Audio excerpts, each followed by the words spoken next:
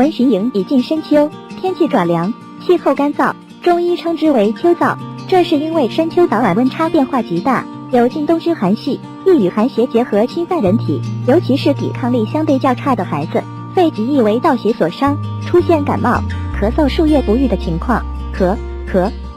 孩子每咳一声，妈妈的心就疼一下，于是又是喂孩子药，又是打抗生素，又是胡乱食补，殊不知这样心乱之下胡乱施招，反而可能加重孩子的病情。今天我们就聊一聊其中的一个重要方面，宝宝在咳嗽期间除了对症处理，饮食正确可迅速恢复健康，反之便会加剧。以下4类食物在宝宝咳嗽期间是一定不能吃的。1、酸甜类食物。我家孩子3周的时候受凉咳嗽，那次医生就强调过，咳嗽严重时应少吃酸甜类食物，酸性食物会敛痰，不利于痰的排出，甜食则会使炎症变难得以治愈。除了糖果外，酸甜类的水果如橘子、酸枣等也要酌量食用。虽然自那以后，每次孩子咳嗽的时候，我都会记得糖果少给他吃，但是从医生告诉我糖果会加重咳嗽以来，我还持一些质疑态度。又1年，儿子在幼儿园中班的时候又咳嗽了，老师发幼儿园的小朋友们糖果，